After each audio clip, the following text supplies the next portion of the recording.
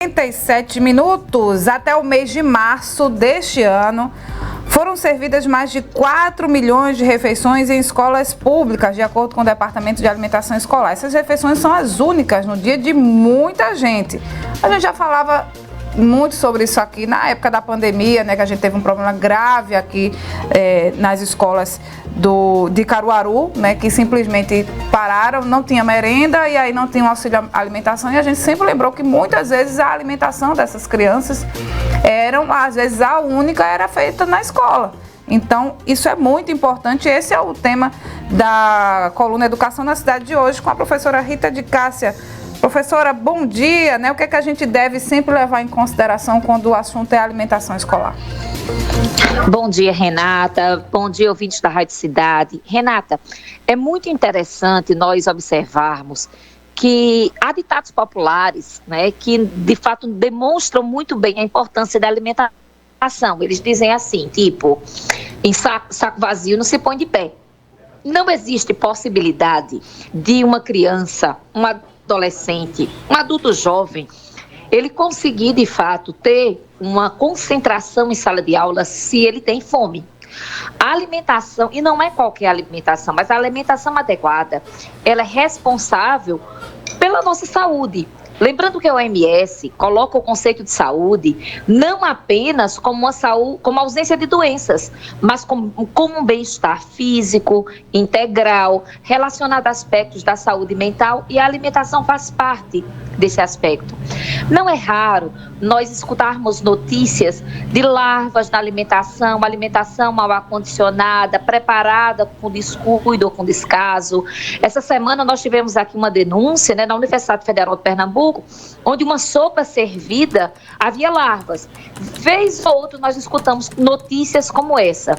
Associado a isso, nós também tivemos nos últimos dias um embate muito sério entre governadores, prefeitos e governo federal acerca do aumento da verba da merenda escolar, que não tem reajuste há 5 anos, e nós sabemos que houve um reajuste de preço. Então, quando a gente está tratando de merenda escolar, nós estamos tratando da necessidade que nós temos de alimentar as nossas crianças, adultos, jovens e adolescentes, para que nós possamos ter um bom rendimento escolar. Daí a necessidade de, além do alimento ser bom, ele tem que ser de qualidade. Nas cidades aqui da nossa região, e eu acredito que isso aconteça no Brasil inteiro, a alimentação escolar também fomenta a economia, porque você tem a compra de pequenos produtores que fornecem frutas, verduras, legumes às nossas escolas. Associado a isso, ela também abre um novo ramo de trabalho. Essa semana eu ouvia a secretária de Educação de Caruaru dizer que Caruaru conta hoje com uma equipe de 14 nutricionistas. Isso é uma notícia muito boa e que deve ser replicada nos demais municípios.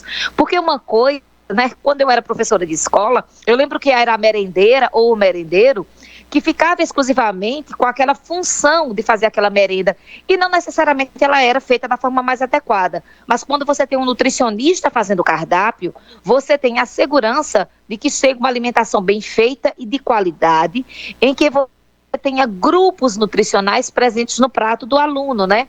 Então você tem os vegetais, você tem o carboidrato, você tem a proteína, de uma forma que aquela pessoa ela saia alimentada, porque sair alimentada não é simplesmente comer. Eu posso comer e ter déficit nutricional. Então, o cuidado com a merenda escolar, ela passa por esses elementos: alimentação fresca, de qualidade e que de fato atendam essas necessidades nutricionais. Quando você tem tudo isso, porque você lembrou muito bem, muitos dos nossos alunos não têm uma condição alimentar em casa. Hoje nós estamos passando por uma crise econômica terrível, e se faz necessário que a escola garanta essa condição para que esse aluno, essa aluna chegue na sala de aula e tenha condição de assistir a aula bem e de fato compreender os conteúdos. E muitas vezes, Renata, dependendo da localidade onde a escola fique, zonas de periferia, zonas de extrema pobreza, ou que tem ocupações, né, de extrema pobreza, se faz preciso que o gestor do município fique de olho, porque às vezes é necessário até um aumento dessa merenda, seja na quantidade na refeição ou no desdobramento, um café da manhã e um almoço, ou se o ingresso é à tarde, você tem um almoço e um lanche mais adiante, de forma a garantir essa necessidade nutricional dos nossos alunos. Sem necessidade nutricional, não há aprendizado de qualidade. E eu quero chamar a atenção para a primeira infância. Primeira infância, a gente tem desenvolvimento muito sério do cérebro. Então, se você tem déficit nutricional, você pode ter déficit cognitivo a vida inteira. Então, nós temos que ter uma alimentação boa para termos uma boa educação. Ô, professora, a gente lembra também, né, mais uma vez, que isso a senhora já falou aqui várias vezes, que educação não é só professor na sala de aula e menino na sala de aula, né? É uma cadeia muito grande que sempre deve ser lembrada.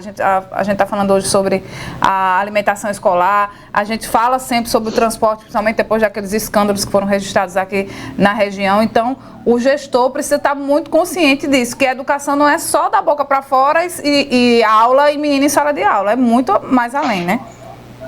Isso, e principalmente, Renato, o gestor saber o que é que está acontecendo no seu município. Então, um bom gestor, ele não é um gestor de gabinete, que simplesmente trabalha com dados e números. Ele tem que ir a campo, ele tem que conhecer a cidade. Uma gestão boa não só se faz em momento de campanha, onde os candidatos vão pedir votos, mas ele tem que fazer um acompanhamento, chegar de surpresa, fazer aquela visita, principalmente chegar de surpresa.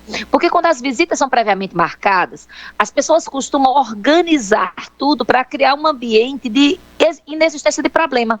Então isso não é muito interessante de ser feito. Mas quando isso acontece de uma forma de surpresa, você de fato consegue entender qual é a realidade da comunidade escolar.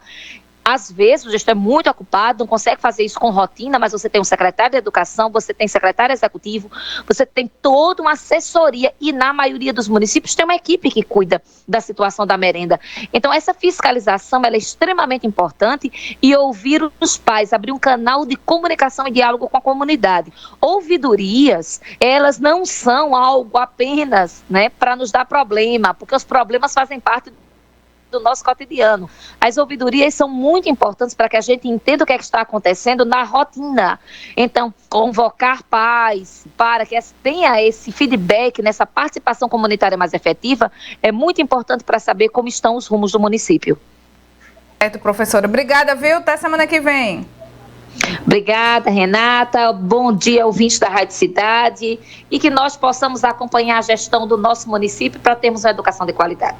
Perfeito. Essa foi a professora Rita de Cássia na coluna Educação na Cidade.